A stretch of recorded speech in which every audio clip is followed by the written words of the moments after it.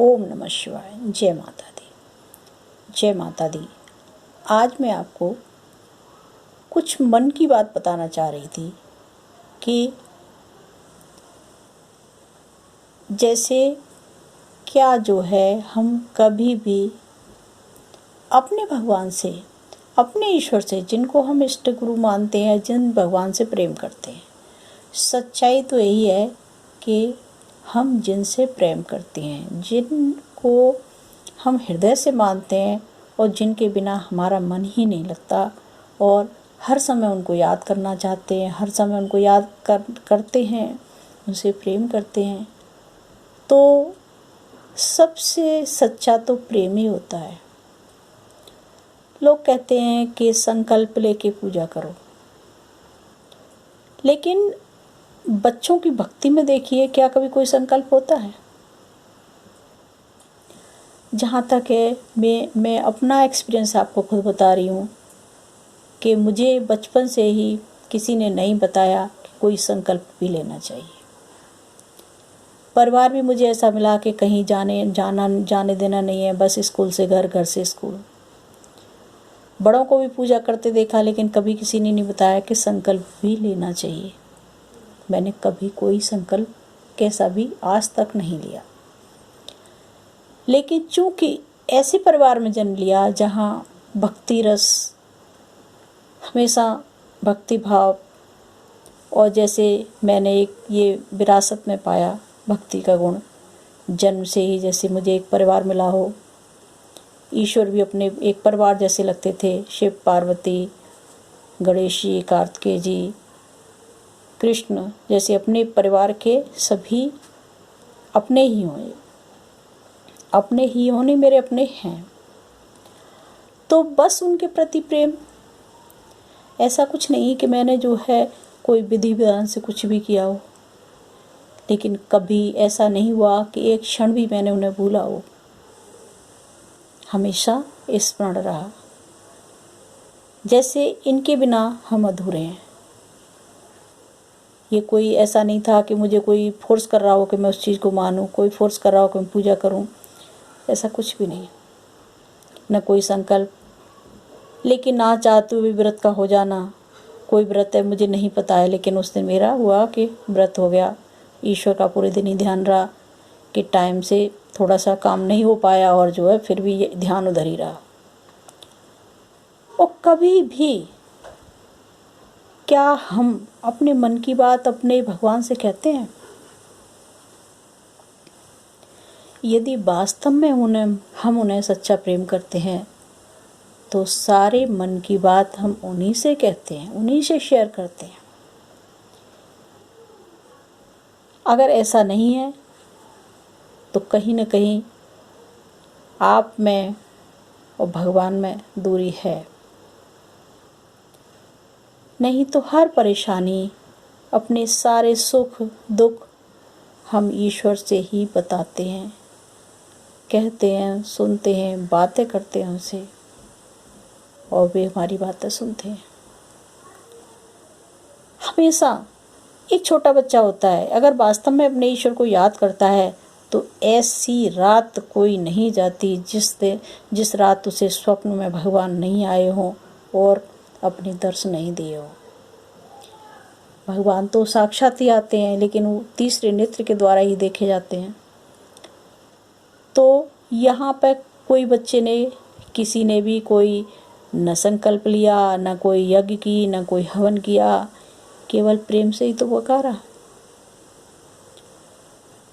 तो सबसे मेन है प्रेम। आपका प्रेम ईश्वर में है या नहीं? अरे माला हमने कितनी बार करी, जब आप भोजन कर रहे हैं तो काउंटिंग नहीं है, जब आप कोई भी एंजॉय कर रहे हैं तो काउंटिंग नहीं है, फिर भगवान के नाम में काउंटिंग कैसी? हम अपने हृदय से, मन से जितना संभव हो सकता है उतना करते हैं, और ये कोई ज़बरदस्ती वाली बात नहीं है। ये हमारी मन, हमारी आत्मा बार बार याद करती है, वही हमारा मंत्र हो जाता है। हम मंत्रों को पढ़ लें, लेकिन उनके हमें अर्थ ही पता नहीं है तो उनका कोई बेनिफिट नहीं है। जब हमें पता ही नहीं है, उसका अर्थ ही मालूम नहीं है हम क्या कह रहे हैं, अपनी भाषा में, अपने शब्दों में, अपनी आत्मा की आवाज़ में प्रार्थना करना सबसे उत्तम है। साधारण सी पूजा, साधारण सा धर्म। और एक चीज़ है कि हम सारे जीवन धन संपत्ति को इकट्ठा करने में लगे रहते हैं। हमें न खुद चैन से रहते हैं और न टाइम अपने पास होता है, न सुख सुविधाओं का उनका उपयोग कर पाते हैं, लेकिन हम जीवन भर धन कमाना कमाना कमाना इसमें लगे रहते हैं। क्या इसे ही भाग्य कहते हैं? सच्चाई तो यह है कि भाग्यशाली वह है जो परमात्मा में लीन है और जिसके साथ ईश्वर है, हर पल ईश्वर है। ईश्वर का प्यार जिसके पास है वह सबसे बड़ा धनवान है। हे भगवती, तेरा साथ है तो मुझे क्या कमी है, अंधेरों में भी मिल रही रोशनी है। ईश्वर का जिसके ऊपर आशीर्वाद होता है वह सबसे बड़ा भाग्यशाली है। जरूरी नहीं है मकान, परिवार, बच्चे, पति, ये सब जरूरी नहीं है। सबसे मेन जरूरी है कि आप युगों युगों तक जिस परमात्मा से जुड़े थे, क्या आज उससे जुड़े हुए हैं या नहीं हैं। उनकी साक्षात दृष्टि आप पर पड़ रही है कि नहीं है। आपको उनका साथ मिल रहा है कि नहीं है। क्या आप महसूस कर रहे हैं उनको हर समय। क्या कभी कोई क्षण ऐसा हुआ कि उन्होंने आपका साथ छोड़ा हो।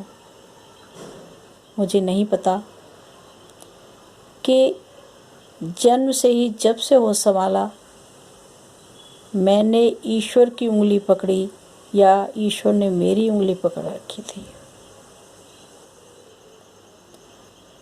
मैंने हर हृदय की बात ईश्वर को ही शेयर की, कभी खुद को अकेला नहीं पाया।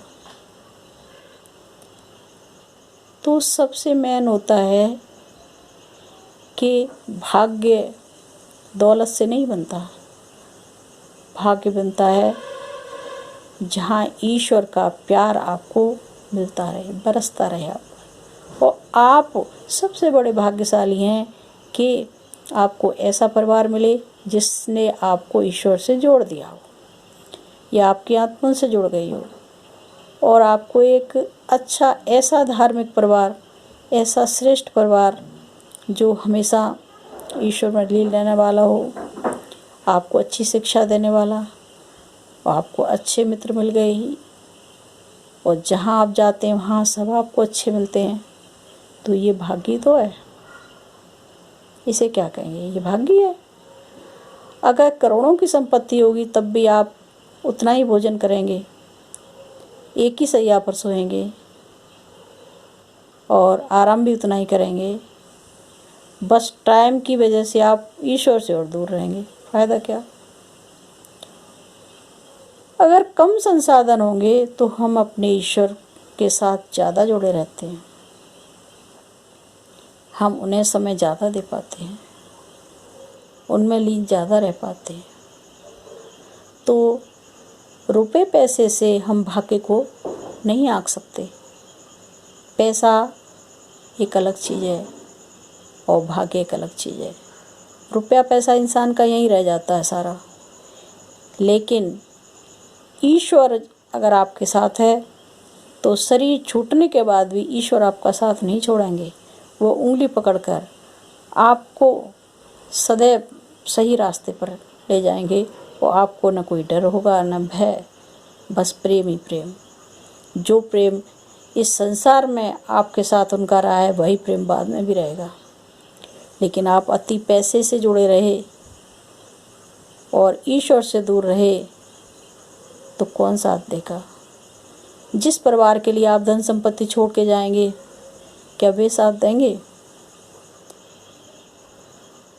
तो सबसे मेन ज़रूरी होता है कि हमें ये जान लेना कि भाग्य किसे कहते हैं, सुख किसे कहते हैं। और सच्चाई तो यह है कि जिसका संसार साथ नहीं देता उसका ईश्वर ज़्यादा साथ देते हैं, क्योंकि उन्हें उनकी तो सभी संतान हैं, सब संतान उन्हीं की हैं। फिर वे कैसे अपनी संतान को अकेला छोड़ सकते हैं। और जो संसार में ज़्यादा लिप्त रहते हैं उनसे शायद ईश्वर की दूरी बनी जाती है, क्योंकि वो अपना समय ज़्यादा परिवार में, धन में, संपत्ति में इधर उधर लगे रहते हैं। सच तो यह है कि हमारा रिश्ता संसार में आने के बाद सबसे जोड़ता है। मेन रिश्ता तो हमारा परमात्मा से ही होता है। तो हमें ये जान लेना अति आवश्यक है कि हम कहते हैं हमारे पास समय नहीं है, हमारे पास टाइम नहीं है। अगर हम अपने काम को हमेशा ईश्वर को याद करते हुए कर लेंगे तो हमारे पास ईश्वर के लिए टाइम ही टाइम है। हम कितने भी बिजी हों, लेकिन हम जिनको प्रेम करते हैं उनको तो हर समय याद करते ही हैं। तो सबसे मेन है प्रेम। ईश्वर भी प्रेम के ही बस बच्चों से प्रेम ही चाहते हैं। एक माता पिता ही अगर बहुत पैसे वाले हैं, अगर अपने 2 बच्चों में कहें कि कौन सा बच्चा धन संपत्ति चाहता है, कौन हमें चाहता है, तो आप क्या निर्णय लेंगे? क्या रुपए पैसे के साथ आपको अकेला छोड़ दिया जाए, या आप अपने माता पिता का साथ लेंगे? धन संपत्ति तो माता पिता की है ही, अगर ज़रूरत पड़ेगी आपको तो आपको उस समय भी वो देंगे। लेकिन आप कहें कि भाई मुझे पैसा चाहिए, हमें आप नहीं चाहिए, तो आप बताइए क्या आप खुश रह पाएंगे?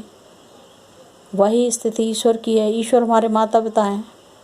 जो बच्चे चाहते हैं उन्हें पैसा मिले, बहुत धन संपत्ति मिले, बहुत संसार में नाम रोशन हो, उनका नाम मिले, तो फिर वो भगवान से थोड़े दूर होना स्वाभाविक है। तो तय आपको करना है कि आपको अपने माता पिता चाहिए यानी ईश्वर चाहिए कि संसार की सारी लौकिक चीज़ें।